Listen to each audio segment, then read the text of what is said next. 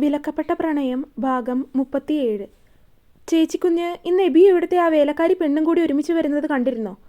Gracy, ഞാൻ പലതവണ പറഞ്ഞിട്ടുണ്ട്, വാക്കുകൾ ഉപയോഗിക്കുമ്പോൾ സൂക്ഷിച്ചു വേണമെന്ന്. അതിന് ഞാനിപ്പോൾ എന്തു പറഞ്ഞു എന്നാണ്? ഒരാളെ വേലക്കാരി എന്ന് പറഞ്ഞ് അവതരിപ്പിക്കേണ്ട കാര്യമൊന്നുമില്ല. നിനക്ക് അവളുടെ പേരറിയാലോ. അപ്പോൾ നിനക്ക് അവളുടെ കാര്യം പറയുമ്പോൾ അവളുടെ പേര് പറഞ്ഞാൽ പോരെ? അതെന്തെങ്കിലും ആട്ടെ, ഞാൻ പറഞ്ഞ കാര്യം ആദ്യം പറയും. ഞാൻ കണ്ടു, ആമിയും എബിയും ഒരുമിച്ച് വരുന്നത് ഞാനും കണ്ടതാണ്. എന്നിട്ട് ചേച്ചി കുഞ്ഞിനൊന്നും തോന്നിയില്ലേ? എനിക്കെന്ത് തോന്നാൻ? ഇവരിങ്ങനെയൊക്കെ നടക്കുന്നത് ശരിയാണോ? ഒരു വിവാഹം പോലും കഴിക്കാത്ത, എന്നാൽ വിവാഹപ്രായം തികഞ്ഞൊരു ചെക്കനാണ് എബി. അങ്ങനെയുള്ളപ്പോൾ ഒരു അവിവാഹിതയായ പെൺകുട്ടിയെ ഇങ്ങനെ കാറിലൊക്കെ കയറ്റിക്കൊണ്ടുവരുമ്പോൾ അതിവിടുത്തെ നാട്ടുകാർ വേറെ രീതിയിലാവും കാണുക. അങ്ങനെ നാട്ടുകാരുടെ കാര്യം ആലോചിച്ചിരിക്കാനാണെങ്കിൽ അതിന് മാത്രമേ നേരെ ഉണ്ടാവുള്ളൂ. ചെറിയ മമ്മി പറയുന്നതിനെയൊക്കെ പാടെ അവഗണിക്കുന്ന രീതിയിലുള്ള മറുപടികളായിരുന്നു മുത്തശ്ശിയുടേത്. ചേച്ചിക്കുഞ്ഞ് അമേരിക്കയിലൊന്നും അല്ലല്ലോ ജീവിക്കുന്നത്, ഇത് കേരളം തന്നെയാണ്. എത്രയൊക്കെ ചിന്താഗതി മാറിയെന്ന് പറഞ്ഞാലും ഇത്തരത്തിലുള്ള കാര്യങ്ങളൊക്കെ പണ്ടും ഇപ്പോഴും എല്ലാം ഒരുപോലെയാണ്. അതിഷ്ടപ്പെടാത്തതുപോലെ ചെറിയ മമ്മി വീണ്ടും തർക്കിച്ചു. അങ്ങനെ ഒരുമിച്ച് യാത്ര ചെയ്യുന്നതിൽ എബിക്കോ ആമിക്കോ ഇല്ലാത്ത പ്രശ്നം എനിക്കുണ്ടാകേണ്ട കാര്യമില്ലല്ലോ. അതിനല്ലെങ്കിലും അവൾക്ക് പ്രശ്നമൊന്നും ഉണ്ടാവില്ല. പ്രശ്നം നമ്മുടെ കുട്ടിക്കായിരിക്കും. ഞാനൊന്നും പറയാൻ നിൽക്കുന്നില്ല. ഒടുക്കം എന്തേലുമൊക്കെ പ്രശ്നമായി കഴിഞ്ഞതിന് ശേഷം എൻ്റെ അടുത്ത് അത് പറയാൻ വരരുത്. താൻ പറഞ്ഞതൊന്നും മുത്തശ്ശി കാര്യമാക്കാതിൻ്റെ രോഷം പ്രകടമാക്കി അല്പം ദേഷ്യത്തിൽ തന്നെ മുത്തശ്ശിയോട് പറഞ്ഞ് ചെറിയ മമ്മി മുറിയിലേക്ക് കയറിപ്പോയി. ഇവളുടെ സ്വഭാവം ഇനി ഏത് പ്രായത്തിലാണ് നേരെ ആവാൻ പോകുന്നതെന്നാവോ എന്ന് ചിന്തിച്ചുകൊണ്ട് മുത്തശ്ശി ഒന്ന് ദീർഘമായി നിശ്വസിച്ചു. വീട്ടിൽ മുകളിലേക്ക് കയറുമ്പോൾ തന്നെ ഒരു വലിയ ഹാളാണ്. അവിടെ ടിവിയും സോഫയും ഒക്കെ സെറ്റ് ചെയ്തിട്ടുണ്ട്. പക്ഷേ അതൊന്നും അധികം ആരും ഉപയോഗിക്കാറില്ല എന്ന് മാത്രം. കുളിയൊക്കെ കഴിഞ്ഞ് മുറിക്ക് പുറത്തേക്ക് ഇറങ്ങിയപ്പോൾ ആമി കാണുന്നത് അവിടെ മുകളിലുള്ള ഹാളിലിരുന്ന് ടി വി കാണുന്ന എബിയെയാണ്. ഇതുവരെ അങ്ങനെ ഒരു കാഴ്ച കാണാത്തത് കൊണ്ട് തന്നെ ആമി അവനെയും ടി വിയും മാറി മാറി നോക്കി. ഇതെന്താ പതിവില്ലാതെ മുകളിലിരുന്ന് ടി വി കാണുന്നത്? താഴെ ഒരാൾ എന്നെ കാത്തിരിക്കുന്നുണ്ടാകും. വെറുതെ അങ്ങോട്ട് കയറി ചെന്ന് ഒന്നും രണ്ടും പറഞ്ഞ് അതൊരു പ്രശ്നമാകണ്ടല്ലോ എന്ന് കരുതി ഞാൻ ഇവിടെ തന്നെ ഇരുന്നതാണ്. ആരാ? ചെറിയ മമ്മിയാണോ? അത്ര താല്പര്യമില്ലാത്ത മട്ടിൽ എബി പറയുന്നത് കേട്ടപ്പോൾ തന്നെ അവൻ പറയുന്നത് ചെറിയ മമ്മിയെക്കുറിച്ചാണെന്നുള്ള കാര്യം ആമിക്ക് മനസ്സിലായിരുന്നു. നമ്മൾ ഒരുമിച്ച് കാറിൽ വന്നിറങ്ങിയപ്പോൾ കൃത്യമായിട്ട് അവരുടെ മുന്നിൽ തന്നെ വന്ന് പെട്ടല്ലോ. ഇനി അതിനെക്കുറിച്ച് ഒരു വിശദമായ ചർച്ചയും അത് അമ്മാമ്മയോട് കത്തിച്ചു കൊടുക്കുന്നതൊക്കെ ഇപ്പോൾ ഏകദേശം കഴിഞ്ഞിട്ടുണ്ടാകും. എബി പറഞ്ഞതിന് ആമിയോ അത് ശരിയാണെന്ന് പറഞ്ഞു. കാരണം അത്രയും നേരം താനും മുത്തശ്ശിയും സംസാരിച്ചിരുന്നിട്ടും വരാന്തയിൽ നിന്നും ചെറിയ മമ്മി അകത്തേക്ക് കയറിയിട്ടുണ്ടായിരുന്നില്ല. അങ്ങനെയുള്ളപ്പോൾ അതെന്തായാലും താനും സാറും ഒരുമിച്ച് ഒരു കാറിൽ വന്നിറങ്ങിയ കാര്യം മുത്തശ്ശിയോട് പറയാനുള്ള പുറപ്പാടിലാണ് ചെറിയ മമ്മി എന്നത് അവിടെ വെച്ച് തന്നെ ആമി ഊഹിച്ചതാണ്. ഞാൻ മുത്തശ്ശിയുടെ അടുത്തേക്ക് പോവുകയാണേ എന്ന് പറഞ്ഞ് പിന്നീട് ചെറിയ മമ്മിയുടെ കാര്യം സംസാരിക്കാൻ താല്പര്യമില്ലാത്തത് കൊണ്ട് തന്നെ ആമി താഴേക്കിറങ്ങി. നിങ്ങൾ രണ്ടുപേരും ഒരുമിച്ച് വന്നത് ഇവിടെ ഒരാൾക്ക് പിടിച്ചിട്ടില്ല കേട്ടോ. അതെനിക്ക് മനസ്സിലായി. ഇവിടെ വന്നിറങ്ങിയപ്പോൾ തന്നെ ആദ്യം കണ്ടത് മാഡത്തിനെയാണ്. മാഡത്തിൻ്റെ മുഖം കണ്ടപ്പോൾ തന്നെ ഞങ്ങൾ രണ്ടുപേരെയും അങ്ങനെ ഒരുമിച്ച് കണ്ടത് ഇഷ്ടമായില്ലെന്ന് മനസ്സിലായി. അതൊന്നും കാര്യമാക്കണ്ട. നിങ്ങൾ തമ്മിൽ നല്ലൊരു സൗഹൃദമുണ്ട്, അതെനിക്ക് മനസ്സിലായതാണ്. അതുകൊണ്ട് അവൾ എന്തെങ്കിലും പറഞ്ഞാൽ അതൊന്നും കാര്യമാക്കാൻ നിൽക്കണ്ട കേട്ടോ. മുത്തശ്ശി പറഞ്ഞതും ആമി അതിന് പുഞ്ചിരിയോടെ കണ്ണ് ചിമ്മി കാണിച്ചു. 2-3 ദിവസമായിട്ട് ഒന്നും പഠിച്ചിട്ടില്ല. അടുത്തയാഴ്ച കഴിഞ്ഞാൽ പരീക്ഷയാണ്. ഇന്നും പഠിക്കാൻ ഒരു മൂഡ് വരുന്നില്ല. യാത്രയൊക്കെ ചെയ്ത് ആകെ ക്ഷീണിച്ചിരിക്കുന്നത് കൊണ്ടാകാം. ബുക്ക് തുറക്കാനേ തോന്നുന്നില്ല. അങ്ങനെ താല്പര്യമില്ലാതിരുന്ന് പഠിച്ചു കഴിഞ്ഞാൽ അതൊന്നും തലയിൽ നിൽക്കുകയില്ല. അതുകൊണ്ട് ആമി പിന്നെ പഠിക്കാനിരുന്നില്ല. കുറച്ചു സമയം എബിയോട് എന്തെങ്കിലുമൊക്കെ സംസാരിച്ചിരിക്കാമെന്ന് കരുതിയാണ് ആമി മുറിക്ക് പുറത്തേക്ക് ഇറങ്ങിയത്. എബി ബാൽക്കണിയിൽ ഉണ്ടാകുമെന്ന് കരുതിയാണ് ആമി ബാൽക്കണിയിലേക്ക് പോയത്. കാരണം സമയം അല്പം വൈകിയിട്ടുണ്ട്. അപ്പോൾ അവൻ അവിടെ കാണുമെന്ന് അവൾ കരുതി. പക്ഷേ അവിടെ പോയി നോക്കിയപ്പോൾ എബിയുടെ മുറി അടച്ചു കിടക്കുകയാണെങ്കിലും പക്ഷേ ബാൽക്കണിയിൽ ആളെ കാണാനില്ലതാനും. അവനിനി ഉറങ്ങുകയാണെങ്കിലോ എന്ന് കരുതി ശല്യം ചെയ്യാതെ ആമി കുറച്ചു സമയം ബാൽക്കണിയിൽ തന്നെ ഇരുന്നു. കുറച്ചു സമയം അങ്ങനെ ഇരുന്നപ്പോൾ തന്നെ ആമിക്ക് മതിയാവാൻ തുടങ്ങിയിരുന്നു. എബി ഉണ്ടായിരുന്നെങ്കിൽ എന്തെങ്കിലുമൊക്കെ സംസാരിച്ച് അങ്ങനെ മടുപ്പില്ലാതിരിക്കാനാകുമായിരുന്നു. പക്ഷേ അവനില്ലാത്തത് കൊണ്ട് തന്നെ ഇങ്ങനെ സംസാരിക്കാതെ മൗനമായിട്ട് ഒരുപാട് സമയം ഇരിക്കാൻ കഴിയാത്തതുപോലെ. അതുകൊണ്ട് തന്നെ അധികം സമയം അവിടെ ഇരിക്കാതെ വേഗം തന്നെ ബാൽക്കണിയിലേക്കുള്ള വാതിലടച്ച് ആമി തിരികെ മുറിയിലേക്ക് തന്നെ പോയി. അപ്പോഴേക്കും ഉറക്കം അവളുടെ കണ്ണുകളെ മാടി വിളിക്കുന്നുണ്ടായിരുന്നു. വല്ലാതെ ഉറക്കം വരുന്നത് പോലെ തോന്നിയതും ആമി കട്ടിലിലേക്ക് കിടന്നു. അധികം താമസം വേണ്ടി വന്നില്ല. കട്ടിലിലേക്ക് കിടന്ന് ഏതാനും നിമിഷങ്ങൾക്കുള്ളിൽ തന്നെ ആമി നന്നായിട്ട് ഉറങ്ങിപ്പോയിരുന്നു. രാവിലെ പതിവ് പോലെ തന്നെ ആമി ഉണർന്ന് താൻ ചെയ്യാറുള്ള കാര്യങ്ങളെല്ലാം മുത്തശ്ശിയുടെ ഭക്ഷണങ്ങളും ഒക്കെ ശരിയാക്കി വെച്ചു. കൃത്യം 8 മണിക്ക് തന്നെ മുത്തശ്ശിക്ക് ഭക്ഷണവും കൊടുത്തു. ഇതിനിടയ്ക്ക് പലതവണ ചെറിയമ്മയെ നേർക്കുനേർ കാണേണ്ടി വന്നുവെങ്കിലും ആമി അവരോട് സംസാരിക്കാനൊന്നും പോയില്ല. അവരുടെ ദേഷ്യത്തോടെയും കണ്ണു കൂർപ്പിച്ചുള്ളതുമായ നോട്ടങ്ങൾ ആമി കണ്ടില്ലെന്ന് തന്നെ നടിച്ചു. വെയിൽ കുറവായതുകൊണ്ട് തന്നെ ബ്രേക്ക്ഫാസ്റ്റ് ഒക്കെ കഴിച്ചു കഴിഞ്ഞതിന് ശേഷം മുത്തശ്ശിയെയും കൂട്ടി രണ്ടുപേരും കൂടി തൊടിയിലേക്ക് നടക്കാനൊക്കെ ഇറങ്ങി. ആമിയും മുത്തശ്ശിയും കൂടി തൊടിയിലേക്ക് നടക്കാൻ ഇറങ്ങിയ സമയത്താണ് എബി ജോഗിംഗ് ഒക്കെ കഴിഞ്ഞ് തിരികെ വീട്ടിലേക്ക് എത്തിയത്. എല്ലാ കാര്യങ്ങളും സ്വന്തമായിട്ട് തന്നെ ചെയ്യാൻ അറിയാവുന്നത് കൊണ്ട് അവന് ഭക്ഷണം എടുത്തു തരുന്നതിന് വേണ്ടിയോ അല്ലെങ്കിൽ മറ്റെന്ത് കാര്യം ചെയ്യുന്നതിന് വേണ്ടിയോ ആരുടെയും സഹായം ആവശ്യമില്ല. അതുകൊണ്ട് ഭക്ഷണം കഴിക്കാൻ നേരം ആരെങ്കിലും അത് എടുത്തു തരണമെന്ന് അവന് നിർബന്ധവുമില്ല. അതുകൊണ്ട് കൂടിയാണ് എബി ജോഗിങ് കഴിഞ്ഞ് വരുന്നതിന് മുൻപേ ആയാലും രണ്ടുപേരും തൊടിയിലേക്ക് ഇറങ്ങിയത്. ജോഗിങ് കഴിഞ്ഞ് തിരികെ എത്തിയ എബി കാണുന്നത് ഡൈനിങ് ടേബിളിൽ ഇരുന്ന് ഭക്ഷണം കഴിക്കുന്ന ചെറിയ മമ്മിയെയാണ്. അവരെയൊന്ന് നോക്കിക്കൊണ്ട് കൂടുതൽ സംസാരിക്കാൻ നിൽക്കാതെ എബി നേരെ മുകളിലേക്ക് കയറിപ്പോയിരുന്നു. ഓഫീസിലേക്ക് പോകാനുള്ള ഡ്രസ്സൊക്കെ ഇട്ട് കഴിഞ്ഞതിന് ശേഷമാണ് എബി താഴേക്ക് ഇറങ്ങി വന്നത്. അപ്പോഴും ചെറിയ മമ്മി അവിടെ ഇരുന്ന് തകൃതിയായി ഭക്ഷണം കഴിക്കുകയായിരുന്നു. എബി ഒരു കസേരയിലേക്ക് ഇരുന്ന് ഒരു പ്ലേറ്റിലെടുത്ത് ഭക്ഷണം കഴിച്ചു തുടങ്ങി. അത്യാവശ്യം ഡയറ്റും മറ്റുമൊക്കെ ഫോളോ ചെയ്യുന്നത് കൊണ്ട് തന്നെ മിതമായ ഭക്ഷണം കഴിച്ചുകൊണ്ട് എബി എഴുന്നേൽക്കുകയും ചെയ്തു. ചെറിയ മമ്മി ഇവൻ്റെ ഈ ചെയ്തികളെല്ലാം നോക്കിക്കൊണ്ട് തന്നെ ഇരിക്കുകയായിരുന്നു.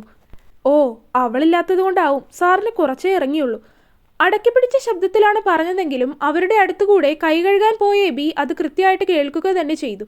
എങ്കിലും ഓഫീസിലേക്ക് പോകാൻ അല്പം തിരക്കുള്ള സമയമായതുകൊണ്ട് തന്നെ എബി അത് ഒരു ചെവിയിലൂടെ കേട്ട് മറുചെവിയിലൂടെ കളയുകയാണ് ചെയ്തത്.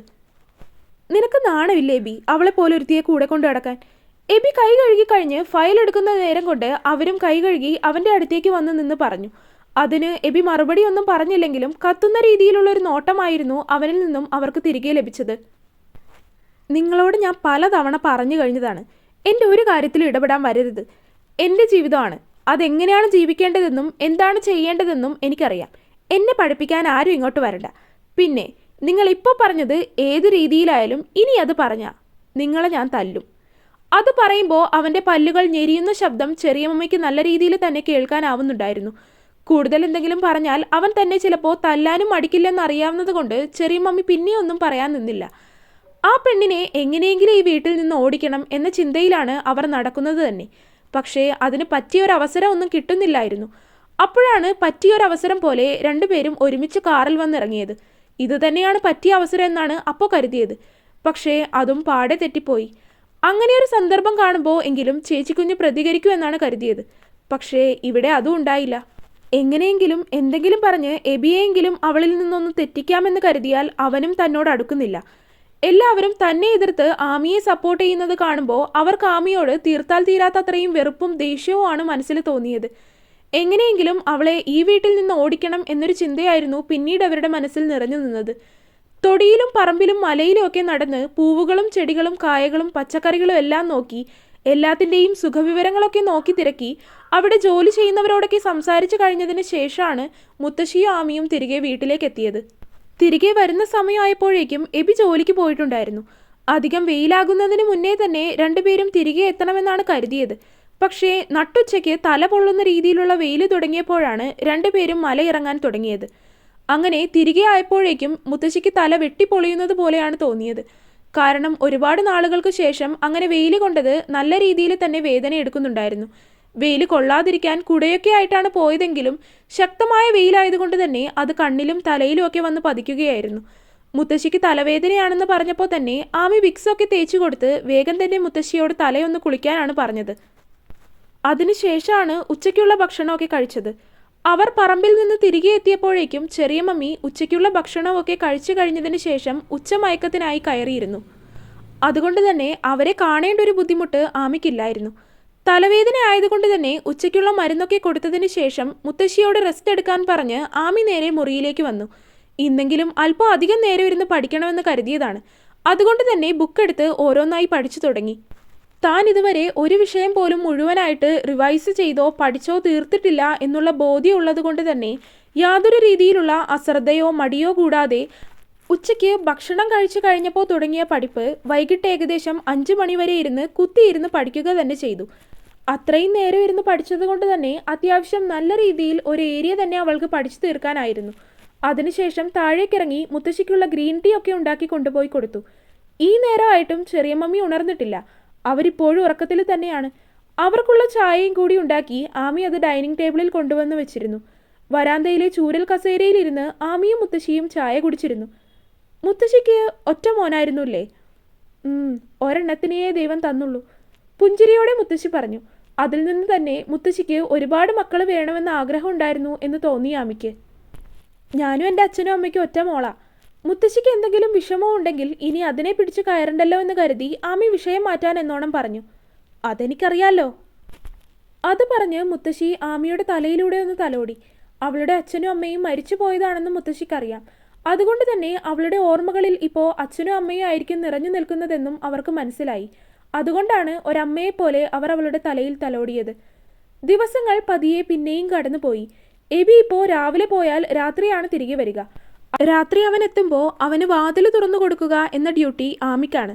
എന്നും അല്പനേരം രണ്ടുപേരും ബാൽക്കണിയിലിരുന്ന് മനസ്സ് തുറന്ന് സംസാരിക്കും. ആ ഒരു സംസാരം കൊണ്ട് തന്നെ രണ്ടുപേരുടെയും ഇടയിൽ നല്ല രീതിയിലുള്ള ഒരു സൗഹൃദം ഉടലെടുത്തിട്ടുണ്ട്. എബിയുടെ ബിസിനസ് പരമായിട്ടുള്ള കാര്യങ്ങളും ഇപ്പോൾ ആമിയോട് അവൻ ഷെയർ ചെയ്യാറുണ്ട്. അതിൽ നിന്നും അവൾക്ക് പഠിക്കാനുള്ള കാര്യങ്ങളും ഏറെയാണ്. പഠിക്കുമ്പോൾ ഏതെങ്കിലും കാര്യങ്ങളിൽ ഡൗട്ട് വരുമ്പോൾ അത് മാർക്ക് ചെയ്ത് വെച്ച് എബി വരുമ്പോൾ അവൾ എബിയോട് ചോദിച്ച് ആ ഡൗട്ടൊക്കെ ക്ലിയർ ചെയ്യാറുണ്ട്. അങ്ങനെ ആമിക്ക് ജീവിതത്തിൽ ഇതുവരെ കിട്ടാത്ത രീതിയിലുള്ളൊരു സൗഹൃദമാണ് എബിയിൽ നിന്ന് കിട്ടിയത്. എബിക്ക് തിരിച്ചു അങ്ങനെ തന്നെ. അങ്ങനെ ഇന്നു മുതൽ ആമിക്ക് പരീക്ഷ തുടങ്ങുകയാണ്. രാവിലെ തന്നെ പോയി പരീക്ഷ എഴുതണം. മുത്തശ്ശിക്കുള്ള ബ്രേക്ക്ഫാസ്റ്റ് ഒക്കെ രാവിലെ തന്നെ എഴുന്നേറ്റ് ഉണ്ടാക്കി വെച്ചതിന് ശേഷമാണ് ആമി കോളേജിലേക്ക് പോകാൻ ഒരുങ്ങുന്നത്. ആമി ഇറങ്ങുന്ന സമയത്ത് തന്നെയാണ് എബി ഇറങ്ങുന്നത്. അതുകൊണ്ട് തന്നെ പോകുന്ന വഴിക്ക് അവൻ അവളെ കോളേജിലേക്ക് ആക്കി കൊടുക്കാം എന്ന് പറഞ്ഞിട്ടുണ്ട്. ഈ കാര്യം മുത്തശ്ശിയോട് കൂടി പറഞ്ഞ് അതിന് ആമി സമ്മതമൊക്കെ വാങ്ങുകയും ചെയ്തിട്ടുണ്ട്. എടോ പോകാം. എബി റെഡിയായി ഇറങ്ങി വരുമ്പോഴും ആമി ഭക്ഷണം കഴിക്കുകയായിരുന്നു. എബി ചോദിച്ചിട്ടും വായിൽ ഭക്ഷണം ഇരിക്കുന്നത് കൊണ്ട് തന്നെ ആമിക്ക് ഉത്തരം പറയാനാകുന്നില്ലായിരുന്നു. അവളുടെ മറുപടിയൊന്നും കേൾക്കാത്തത് കൊണ്ട് തന്നെ എബി ഇവളിത് എവിടെയാണെന്ന രീതിയിൽ ചുറ്റും നോക്കി. അപ്പോഴാണ് ഡൈനിങ് ടേബിളിൽ ഒറ്റയ്ക്കിരുന്ന് ദോശ കഴിക്കുന്ന ആമിയെ അവൻ കാണുന്നത്. താൻ ഇതുവരെ ഭക്ഷണം കഴിച്ചു കഴിഞ്ഞില്ലേ? സമയം എത്രയെന്നാണ്? കൃത്യം 9 മണിക്ക് എക്സാം ഹാളിൽ കയറണം. വേഗം കഴിച്ചു തീർത്ത് എഴുന്നേൽക്കാൻ നോക്ക്. ഉത്തരവാദിത്തമുള്ള ഒരാളുടെ പോലെ എബി അവളോട് പറഞ്ഞു. അവനും കൂടി ധൃതി കൂട്ടിയതും ആമി വേഗം തന്നെ ദോശ മുഴുവനായി എടുത്ത് വായിലേക്ക് വെച്ചു. പക്ഷേ അങ്ങനെ ചെയ്തപ്പോൾ അവൾക്കത് വായിൽ നിന്ന് ഇറക്കാനും കഴിയുന്നില്ല. അവളുടെ ഈ പ്രവൃത്തികളൊക്കെ കണ്ട് തലയ്ക്കൊന്ന് കൊട്ടിക്കൊണ്ട് എബി അവളുടെ അടുത്തേക്ക് വന്ന് വെള്ളം നിറച്ച് അവളുടെ കയ്യിലേക്ക് കൊടുത്തു. ആമി അവനെ നോക്കി ചിരിച്ചുകൊണ്ട് വെള്ളം കയ്യിലേക്ക് വാങ്ങി. എബിയാണെങ്കിൽ അവളെ നോക്കി കുടിക്കുന്ന ആംഗ്യം കാണിച്ചു. എന്നാൽ ഈ ഒരു കാഴ്ച കൊണ്ടാണ് ചെറിയ മമ്മി രംഗത്തേക്ക് വരുന്നത്. ആഹാ, അപ്പോൾ നിന്നെയാണ് ഇവിടെ ജോലിക്ക് നിർത്തിയിരിക്കുന്നത്? പരിഹസിക്കുന്നത് പോലെ അവർ എബിയോട് ചോദിച്ചു. അത് കേട്ടതും ആമി ഞെട്ടിയതുപോലെ വേഗം ഡൈനിങ് ടേബിളിൽ നിന്ന് എഴുന്നേറ്റു. ചെറിയ മമ്മിയുടെ പുറകെ തന്നെ മുത്തശ്ശി ഉണ്ടായിരുന്നു. ചേച്ചിക്കുഞ്ഞ് ഇതൊക്കെ വല്ലതും കാണുന്നുണ്ടോ? നമ്മുടെ എബി മോൻ ഇവിടുത്തെ സെർവൻറ്റിന് വെള്ളം എടുത്തു കൊടുക്കുന്നു. പുച്ഛത്തോടെ ചെറിയ മമ്മി പറഞ്ഞതിൽ മുത്തശ്ശി അതിന് വലിയ മൈൻഡ് കൊടുക്കാതെ നിന്നു.